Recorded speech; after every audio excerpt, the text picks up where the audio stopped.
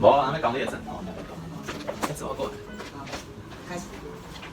这颗就是我那时候进大概也不多了，大概5、6颗，但是他现在就卖到剩最后一颗。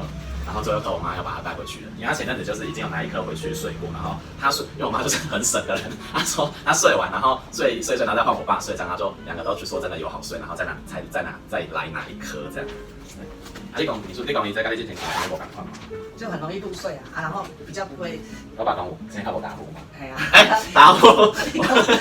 我妈当初她拿这一颗的原因就是她是止鼾疹，她的命名写止鼾疹这样。然后就是你知道我们王家的，就是已经被她荼毒多年，就是有一次我们一起出去玩，然后那天就睡堂姐家，然后就是我们小孩都睡地上，然后我爸睡床上这样。然后一天晚上就是一个如雷的夜晚，就是很长，然后有点在车上，我妈居然就说哦。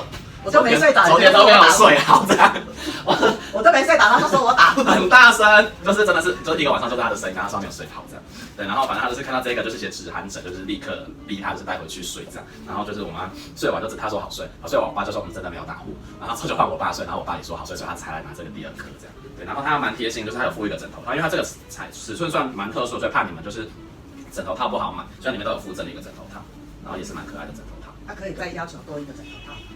我问一下厂商能不能另外订这样，如果说大家真的对他很喜欢的话，再另外订做这样。对，所以一定要击推这一颗嘛。对，很好睡。如果说你们家里这个脖子没负担呐，你家嘛袂紧，我阿妈不袂紧。就是以我妈的，你多高？我160。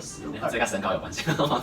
应该没关系，跟脖子跟自己的习惯有关这样。对，然后也跟自己的床的搭配有关系。就拿我妈的床就是很传统很硬的那一种，就是很硬的那一种。对，然后他们就是这一颗有喜欢。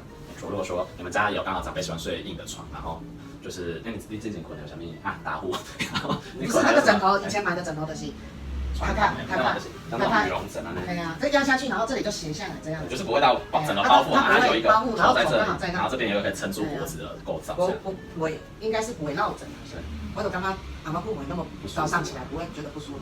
对，我妈推荐它这个形状，你可以跟我说是止鼾枕。我妈好的，会打呼的就可以多买。对，然后我妈刚刚来这边拍照的时候就问我说：“那还要穿衣服吗？”